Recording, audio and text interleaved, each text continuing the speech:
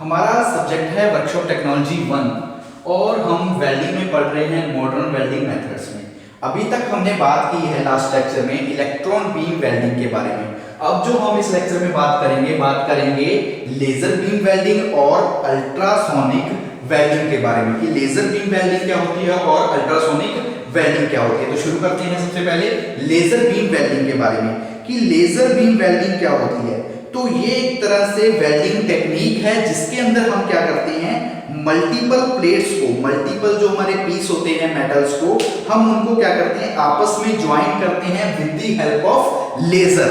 Laser की सहायता से कि हमारे पास लेजर होगी, लेजर की सहायता से हम क्या करेंगे, काफी मल्टीपल पीसेस को, मल्टीपल पीसेस ऑफ मेटल्स, उनको हम आपस में ज्वाइन करेंगे with the help of laser. उसको हम बोलते हैं लेजर बीम वेल्डिंग। ठीक है, लेजर बीम वेल्डिंग। ठीक है, इसके अलावा जो हम नैरो स्पेस होते हैं यानी कि छोटे स्पेस होते हैं जहां पे हम किसी दूसरे मेथड से, किसी दूसरी टेक्निक से वेल्डिंग नहीं कर पाते, तो वहां पे भी हम आसानी के साथ वेल्ड कर सकते हैं। वहां पे भी हम क्या कर सकते हैं, आसानी के साथ वेल्ड कर सकते हैं। तो हम क्या लिखेंगे लेजर बीम वेल्डिंग के अंदर, लेजर बीम वेल्डिंग के अंदर हम क्या लिखेंगे, लेजर बीम वेल्डिंग के अंदर हम क्या लिखेंगे, it is a welding technique, it is A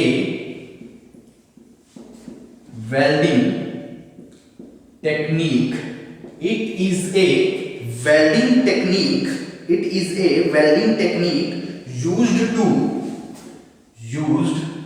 to join multiple pieces of multiple pieces of metals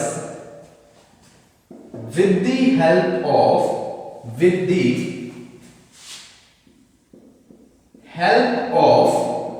laser, with the help of laser। ठीक है, with the help of laser। तो एक बार देख लो हमने क्या लिखा कि it is a welding technique. Laser beam welding क्या है, एक तरह से वेल्डिंग टेक्निक है जिसके अंदर हम क्या करते हैं, मल्टीपल पीसेस ऑफ मेटल के काफी पीसेस को, मल्टीपल पीसेस को हम क्या करते हैं, ज्वाइन यानी कि आपस में वेल्ड करते हैं, आपस में जोड़ते हैं with the help of laser. Laser की सहायता से हम वर्क पीस को, काफी मेटल है, मेटल के काफी पीस हैं, उन पीसेस को, मल्टीपल पीसेस को क्या करते हैं, हम ज्वाइन करते हैं with the help of laser. उसको हम बोल देते हैं लेजर बीम वेल्डिंग। वो हमारे के लिए क्या होती है, laser beam welding. The beam provide a concentrated heat source। जो हम बीम की बात कर रहे हैं ये क्या करता है, एक तरह से कंसंट्रेटेड करता है, हीट सोर्स। जो बीम है ना, बीम क्या है, beam is concentrated, beam is concentrated heat source. एक तरह से हमारा हीट सोर्स है कंसंट्रेटेड अलाउंग द, ठीक है, allowing the narrow and deep welds, allow the narrow and deep weld। कि क्या है, जो हमारा बीम है, ठीक है, लेजर बीम क्या है, बीम क्या है, कंसंट्रेटेड हीट सोर्स है जो अलाउ करता है, क्या अलाउ करता है कि नैरो और डीप होल्स को क्या कर सके, वेल्ड कर सके। डीप जो हमारी वेल्डिंग है वहां पे क्या कर सके, वेल्ड कर सके। तो एक बार फिर से देख लो, लेजर बीम वेल्डिंग क्या होती है, लेजर बीम वेल्डिंग एक वेल्डिंग टेक्निक है जिसके अंदर हम क्या करते हैं, मल्टीपल पीसेस ऑफ मेटल्स को ज्वाइन करते हैं with the help of laser. Laser की सहायता से हम मल्टीपल पीसेस को आपस में वेल्ड करते हैं, आपस में ज्वाइन करते हैं। इसके अलावा जो बीम है वो एक तरह से कंसंट्रेटेड हीट सोर्स है जो कि अलाउ करता है, किसको अलाउ करता है, नैरो और डीप होल्स। डीप जो हमारा सरफेस है, जब डीप कोई भी वेल्ड करना चाहते हैं, नैरो वेल्ड करना चाहते हैं, उनके लिए हमें क्या करता है, कंसंट्रेटेड हीट सोर्स का काम करता है, बीम करता है, कंसंट्रेटेड का क्या करता है, काम करता है। ठीक है, अब हम बात करते हैं इसकी एडवांटेज के बारे में। अब हम बात करेंगे advantage of laser beam welding, advantage of laser beam welding. ठीक है, advantage of laser beam welding, advantage of laser beam welding, ठीक है, एडवांटेज, ठीक है, एडवांटेज किसकी एडवांटेज? लेजर बीम वेल्डिंग की। कि लेजर बीम वेल्डिंग का एडवांटेज क्या है? तो सबसे पहले एक्सीलेंट परफॉर्मेंस, जो परफॉर्मेंस है वो क्या होगा? एक्सीलेंट, एक्सीलेंट, एक्सीलेंट परफॉर्मेंस, जो परफॉर्मेंस है वो क्या है? Excellent, excellent performance. इसके अलावा प्रोसेस हाई अलॉय मेटल्स, जो हाई अलॉय मेटल्स होती है उनके लिए प्रोसेस के यूज करते हैं। ओपन एटमॉस्फेरिक ऑपरेशन, यानी कि हम कहीं पे भी एटमॉस्फेयर में ओपनली इस ऑपरेशन को क्या कर सकते हैं? आसानी के साथ कर सकते हैं। लो थर्मल इनपुट होती है, इसके अंदर किसी भी प्रकार का हमें फ्लक्स या फिलर रोड की जरूरत नहीं होती। तो हम क्या लिखेंगे? ठीक है, एक फर्स्ट पॉइंट क्या? एक्सीलेंट परफॉर्मेंस, एक्सीलेंट परफॉर्मेंस होती है। इसके अलावा ओपन ऑपरेशन, एक तरह से बिल्कुल ओपन एटमॉस्फेरिक ऑपरेशन है। इसके अलावा थर्ड पॉइंट हमारा हो जाएगा low thermal input, low thermal input. Fourth point, no flux and filler is required, no flux filler is required, किसी भी प्रकार के फ्लक्स की और फिलर की हमें क्या इसके अंदर जरूरत नहीं होती, ठीक है, जरूरत नहीं होती। इजिली वेल्ड, और हम इजिली वेल्ड कर सकते हैं, इजिली वेल्ड, ठीक है, easily weld, EASIL, easily weld dissimilar metals. जो डिसिमिलर मतलब सेम मेटल्स नहीं है, डिसिमिलर मेटल्स है, उन मेटल्स को भी हम क्या कर सकते हैं? आसानी के साथ क्या कर सकते हैं? वेल्ड कर सकते हैं। तो एडवांटेज में देख लो लेजर बीम वेल्डिंग, यानी कि लेजर बीम वेल्डिंग को हम LBW भी बोल सकते हो, LBW। तो LBW में देखो हमने क्या लिखा? Excellent performance. Laser beam welding की जो परफॉर्मेंस होती है वो एक्सीलेंट होती है। इसके अलावा ओपन ऑपरेशन, यानी कि ओपन एटमॉस्फेरिक ऑपरेशन कि लेजर बीम वेल्डिंग को हम ओपनली भी कर सकते हैं, यानी कि ओपनली एटमॉस्फेरिक ऑपरेशन कर सकते हैं। उसके बाद हमने बात की लो थर्मल इनपुट, कि जो इसके अंदर थर्मल इनपुट होती है वो भी लेजर बीम वेल्डिंग के अंदर क्या होती है? कम होती है। No flux and filler is required, काफी हमारी वेल्डिंग्स होती है जिन वेल्डिंग्स के अंदर हमें या तो फ्लक्स की जरूरत होती है या फिर हमें होती है फिलर रोड की जरूरत। लेकिन जब हम बात करेंगे लेजर बीम वेल्डिंग की, तो लेजर बीम वेल्डिंग के अंदर हमें ना तो फ्लक्स की जरूरत होगी, ना ही हमें रिक्वायरमेंट होगी फिलर रोड की। तो ये एक तरह से एडवांटेज है। इसकी एडवांटेज है लेजर बीम वेल्डिंग, यानी कि LBW की। इजीली वेल्ड डिसिमिलर मेटल्स, कि सिमिलर मेटल्स को तो वेल्ड कर सकते हैं, लेकिन डिसिमिलर मेटल्स, क्योंकि एक अलग मेटल है दूसरी अलग मेटल है, उन दोनों मेटल्स को हमने आपस में वेल्ड करना है, तो हम LBW यानी कि लेजर बीम वेल्डिंग की सहायता से आसानी से क्या कर सकते हैं? वेल्ड कर सकते हैं। तो ये भी हमारी एडवांटेज, किसकी एडवांटेज? लेजर बीम वेल्डिंग की एडवांटेज, लेजर बीम वेल्डिंग की एडवांटेज। अब हम बात करते हैं डिसएडवांटेज के बारे में, ठीक है, बात करेंगे disadvantage of LBW। Disadvantage of laser beam welding, disadvantage, ठीक है, डिसएडवांटेज LBW की, लेजर बीम वेल्डिंग की हमारी डिसएडवांटेज के बारे में बात करेंगे। डिसएडवांटेज में रैपिड कूलिंग रेट में काजिंग क्रैकिंग की डिसएडवांटेज, मतलब कि जो हमारा लेजर बीम वेल्डिंग होता है इसके अंदर जो कूलिंग रेट होता है वो रैपिड होता है, यानी कि तेजी के साथ कूलिंग होती है। लेकिन कई बार क्या होता है, जो रैपिड कूलिंग होता है ना, उसकी वजह से कई बार हमारे वर्कपीस में क्या आ जाते हैं? क्रैक आ जाते हैं। तो वो एक तरह से क्या है? डिसएडवांटेज। तो क्या लिखेंगे? Rapid cooling rate, rapid cooling rate causes cracking, ठीक है, कि रैपिड कूलिंग की वजह से कई बार क्या होता है, हमारे वर्कपीस के अंदर क्या आ जाते हैं? क्रैक्स आ जाते हैं। High initial cost, high cost, simple लिख सकते हो हाई कोस्ट, कि जो कोस्ट भी होता है इसका वो भी क्या होता है? ज्यादा होता है, ठीक है। High maintenance, high maintenance, maintenance cost भी क्या होता है, ज्यादा होता है। High maintenance cost, high maintenance cost, cost भी क्या होता है, ज्यादा। कौन सा, मेंटेनेंस कॉस्ट। लो वेल्डिंग स्पीड, लो वेल्डिंग स्पीड, स्पीड भी क्या होती है, कम होती है। लो वेल्डिंग स्पीड, ठीक है। नॉट पोर्टेबल, नॉट पोर्टेबल, यानी कि हम इसको आसानी से पोर्ट नहीं कर सकते, एक स्थान से दूसरे स्थान पे आसानी से नहीं लेके जा सकते, नॉट पोर्टेबल।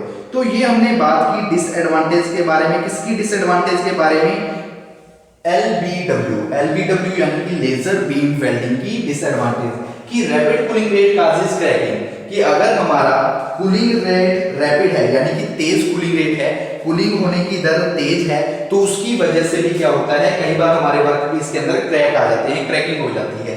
इसके अलावा हाई कैपिटल कॉस्ट, कि ओवरऑल कॉस्ट यानी कि लेजर बीम को शुरू करने से लेके ऑपरेशन को परफॉर्म करने तक, यानी कि प्रोडक्ट को स्टार्ट करने से लेके फिनिशिंग तक, इसका कॉस्ट क्या होता है, ज्यादा होता है, खर्चा ज्यादा आता है। उसके बाद हमने बात की थर्ड पॉइंट यानी कि हाई मेंटेनेंस कॉस्ट, इसके जो रख रखाव का खर्चा है वो भी क्या होता है, ज्यादा होता है। कॉस्ट, मेंटेनेंस कॉस्ट भी क्या होता है, ज्यादा होता है LBW का। इसके अलावा लो वेल्डिंग स्पीड, इसकी जो स्पीड होती है वेल्डिंग की वो भी स्पीड क्या होती है, कम। नॉट पोर्टेबल, यानी कि हम इसको आसानी से पोर्ट नहीं कर सकते, तो ये भी क्या है, एक तरह से डिसएडवांटेज। किसकी डिसएडवांटेज, LBW की, LBW की डिसएडवांटेज। अब हम बात करते हैं कुछ एप्लीकेशंस के बारे में LBW की। एप्लीकेशंस, ठीक है, applications of laser beam welding, applications, ठीक है, एप्लीकेशंस, एप्लीकेशंस है, किसकी एप्लीकेशंस है, ये हमारी है LBW की एप्लीकेशन। तो सबसे पहले हम एप्लीकेशंस में electronic, automatic and food processing, ठीक है, हम कहां पे यूज करते हैं, electronic, electronic, automotive and food processing, industries में। जितने भी हमारी ऑटोमेटिव इंडस्ट्रीज हो या फिर इलेक्ट्रॉनिक इंडस्ट्रीज या फिर बात कर लो हमारी फूड प्रोसेसिंग इंडस्ट्रीज होती है, तो वहां पे भी हम यूज करते हैं LBW यानी कि लेजर बीम वेल्डिंग का, लेजर बीम वेल्डिंग का। उसके अलावा स्पोर्ट वेल्ड, स्पोर्ट वेल्ड यानी कि स्पोर्ट वेल्डिंग करने के लिए भी हम यूज करते हैं LBW का। Vacuum component, medical equipment, medical equipment, medical equipments में, ठीक है। या फिर हम बात कर लेते हैं जो भी हमारे वैक्यूम कंपोनेंट होते हैं, वैक्यूम कंपोनेंट्स में, वैक्यूम कंपोनेंट्स।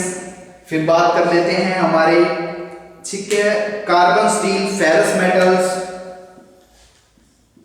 कार्बन स्टील या फिर बोल सकते हो and ferrous metal, ferrous metals. इनको वेल्ड करने के लिए भी हम किसका यूज कर लेते हैं, LBW यानी कि लेजर बीम वेल्डिंग का। तो देखो एप्लीकेशन में हमने क्या बोला, हमने बात की electronic, automotive and food processing industry, यानी कि जितनी भी हमारी इलेक्ट्रॉनिक इंडस्ट्रीज हो, ऑटोमेटिव इंडस्ट्रीज हो या फिर फूड प्रोसेसिंग इंडस्ट्रीज है, वहां पे हम यूज करते हैं लेजर बीम वेल्डिंग का। स्पोर्ट वेल्डिंग में हम यूज करते हैं मेडिकल इक्विपमेंट्स को तैयार करने के लिए, मेडिकल इक्विपमेंट्स को वेल्ड करने के लिए हम यूज करते हैं। मेडिकल इंडस्ट्रीज में बोल सकते हैं यूज कर लेते हैं LBW का। वैक्यूम कंपोनेंट को बनाने के लिए, वेल्ड करने के लिए हम यूज कर लेते हैं LBW का।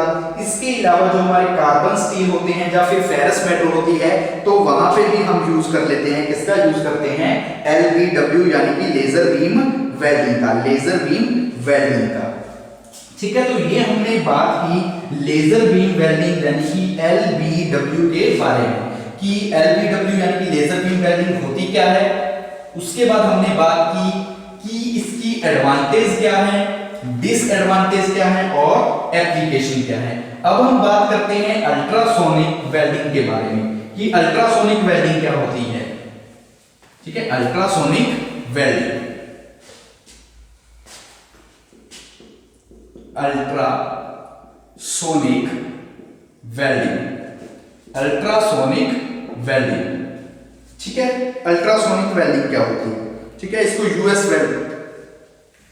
वेल्डिंग भी बोल सकते हो। ठीक है, अगर बोलना चाहो यूएसडब्ल्यू यानी कि यूएस वेल्डिंग, अल्ट्रासोनिक वेल्डिंग। तो देखो अल्ट्रासोनिक वेल्डिंग क्या है? It is an industrial technique where high frequency ultrasonic vibrations are applied to the workpiece.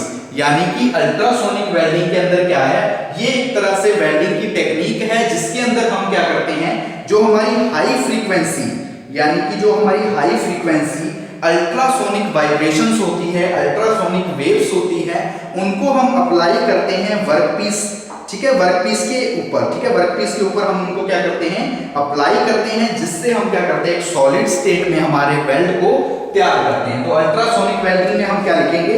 It is a welding technique, it is a welding technique in which high velocity, in which high frequency या फिर high velocity बोल सकते हो, high frequency, in which high frequency ultrasonic vibrations, in which high frequency ultrasonic vibrations applied on a workpiece, applied on a workpiece। ठीक है, under pressure,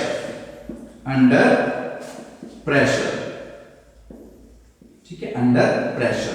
तो ultrasonic welding में हमने क्या लिखा कि it is a welding technique, ये एक वेल्डिंग टेक्निक होती है जिसके अंदर हम हाई फ्रीक्वेंसी जो हमारी अल्ट्रासोनिक वाइब्रेशंस होती हैं, उन अल्ट्रासोनिक वाइब्रेशंस को हम अप्लाई करते हैं। कहां पे अप्लाई करते हैं? हमारे वर्कपीस पे अप्लाई करते हैं, अंडर प्रेशर। प्रेशर की सहायता से हम उन वाइब्रेशंस को, अल्ट्रासोनिक वेव्स को अप्लाई करते हैं हमारे वर्कपीस के ऊपर, जिसकी वजह से वहां पे क्या करते हैं? हम उसको सॉलिड स्टेट में पूरी तरह से क्या कर पाते हैं? वेल्ड कर देते हैं। हम क्या करते हैं? वेल्ड करते हैं। अब हम बात करते हैं हमारी कुछ एडवांटेज के बारे में कि अल्ट्रासोनिक वेल्डिंग यानी कि यूएसडब्ल्यू की एडवांटेज क्या है, अल्ट्रासोनिक वेल्डिंग की एडवांटेज के बारे में। ठीक है, एडवांटेज ऑफ यूएसडब्ल्यू। एडवांटेज, ठीक है, एडवांटेज क्या है हमारी अल्ट्रासोनिक वेल्डिंग की? No heat is applied and no melting occur. कि हमारी जो यूएस वेल्डिंग होती है यानी कि अल्ट्रासोनिक वेल्डिंग, इसके अंदर हमें किसी भी प्रकार की हीट की जरूरत नहीं होती। नो हीट इज रिक्वायर्ड, इसके अंदर हमें किसी भी प्रकार की हीट की जरूरत नहीं होती, क्योंकि इसके अंदर हाई फ्रीक्वेंसी जो हमारी हाई फ्रीक्वेंसी वाइब्रेशंस होती है, अल्ट्रासोनिक वाइब्रेशंस होती है, उनका हम यूज करते हैं वेल्डिंग करने के लिए। हमें किसी भी प्रकार की हीट की जरूरत नहीं होती। इसके अलावा ठीक है, इसका यूज हम थिन से लेकर थिक मेटल तक कर सकते हैं। Thin to thick metals weld, की पतली से लेके मोटी वेल्डिंग करने के लिए यानी कि थिन से लेके थिक मेटल्स को वेल्ड करने के लिए हम यूएसडब्ल्यू यानी कि अल्ट्रासोनिक वेल्डिंग का यूज कर सकते हैं। ठीक है, यूज कर सकते हैं। डिसिमिलर मेटल्स को भी आसानी के साथ कर सकते हैं। Dissimilar metals easily weld, dissimilar metals को भी हम क्या कर सकते हैं? आसानी के साथ क्या कर सकते हैं? वेल्ड कर सकते हैं। प्रेशर यूज आर लोअर, जो हम प्रेशर यूज करते हैं वो भी हम क्या करते हैं? प्रेशर यूज आर लोअर, जो हम प्रेशर यूज करते हैं वो भी क्या होता है? कम होता है, लोअर। ठीक है, लोअर। ठीक है, तो ये हमारी कुछ एडवांटेज होगी। किसकी एडवांटेज? यूएसडब्ल्यू की। ये हमारी एडवांटेज होगी यूएसडब्ल्यू की। ठीक है, यूएसडब्ल्यू की कि no heat is required, heat की जरूरत नहीं होती। थिक से लेके थिक मेटल यानी कि पतली से लेके मोटी मेटल को आसानी से वेल्ड कर सकते हैं। डिसिमिलर मेटल को भी आसानी से वेल्ड कर सकते हैं। और प्रेशर यूज्ड जो हम यूज करते हैं वो कम प्रेशर यूज करते हैं ताकि हम आसानी के साथ क्या कर सके? वेल्ड कर सके। अब हम बात करेंगे डिसएडवांटेज के बारे में। ठीक है, अब हम बात करेंगे डिसएडवांटेज के बारे में। डिसएडवांटेज, ठीक है, डिसएडवांटेज कि कहा क्या क्या डिसएडवांटेज है हमारी अल्ट्रासोनिक वेल्डिंग की। ठीक है, process is limited to lap joint, limited to lap joint only, सिर्फ लैप जॉइंट के लिए हम यूज कर सकते हैं। इसके अलावा, ठीक है, butt weld can not be made, butt weld can not be weld, जो भी हमारे बट वेल्ड होते हैं उनको हम वेल्ड नहीं कर पाते। इसके अलावा, ठीक है, जो इक्विपमेंट होते हैं, ठीक है, the process is limited to weld thin metals, ठीक है, हमारी जो थिन मेटल्स होती है वहां पे हम यूज कर सकते हैं। इसके अलावा इकोनॉमिकल होती है, ठीक है, कॉस्टली भी होती है। इक्विपमेंट्स आर कॉस्टली, इक्विपमेंट्स भी क्या होते हैं, कॉस्टली। तो ये हमारी कुछ डिसएडवांटेज होगी यूएसडब्ल्यू यानी अल्ट्रासोनिक वेल्डिंग की, कि लिमिटेड टू लैप जॉइंट, सिर्फ लैप जॉइंट के लिए यूज कर सकते हैं। बट जॉइंट को हम करना चाहें तो बट वेल्ड को भी हम वेल्ड नहीं कर पाते। इसके अलावा इक्विपमेंट्स कॉस्टली होते हैं, जो भी हम इक्विपमेंट्स यूज करते हैं हमारी यूएसडब्ल्यू यानी कि अल्ट्रासोनिक वेल्डिंग के अंदर, वो क्या होते हैं, कॉस्टली होते हैं। अब हम बात कर लेते हैं एप्लीकेशंस के बारे में, यूएसडब्ल्यू की एप्लीकेशंस के बारे में। ठीक है, एप्लीकेशंस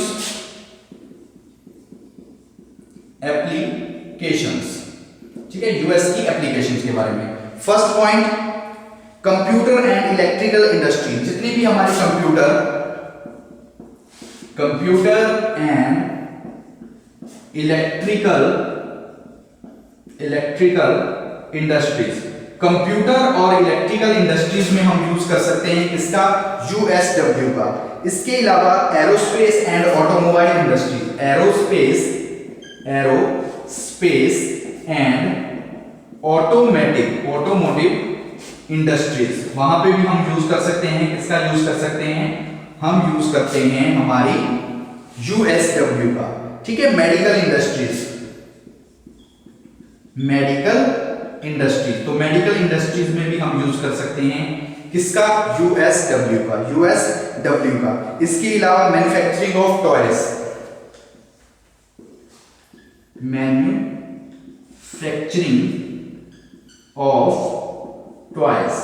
मैन्युफैक्चरिंग ऑफ टॉयज को बनाने के लिए, ठीक है, एल्युमिनियम वायर्स को वेल्ड करने के लिए, मोबाइल, स्पोर्ट शूज, ठीक है, मेडिकल इंडस्ट्रीज में यूज कर सकते हैं। तो काफी इस तरह से क्या है हमारी, इस तरह से काफी क्या है एप्लीकेशंस हैं जहां पे हम यूज कर सकते हैं किसका, यूज कर सकते हैं हमारी यूएसडब्ल्यू का। ठीक है, हम यूज कर सकते हैं हमारी यूएसडब्ल्यू का।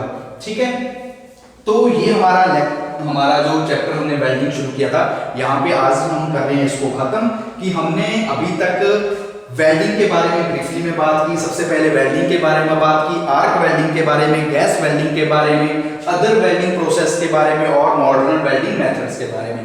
हमने इसके अंदर टिक वेल्डिंग, मिग वेल्डिंग के बारे में बात की, अल्ट्रासोनिक वेल्डिंग के बारे में बात की, या फिर इससे पहले हमने इलेक्ट्रॉन बीम वेल्डिंग के बारे में बात की। हमने बात की इसके अंदर हमने जो भी हमारी रेजिस्टेंस वेल्डिंग होती थी, स्टीम वेल्डिंग, स्पोर्ट वेल्डिंग। ठीक है, तो आज के लेक्चर के लिए इतना काफी। नेक्स्ट लेक्चर में आगे हम शुरू करेंगे हमारी सेकंड यूनिट। ठीक है, आज के लिए इतना काफी।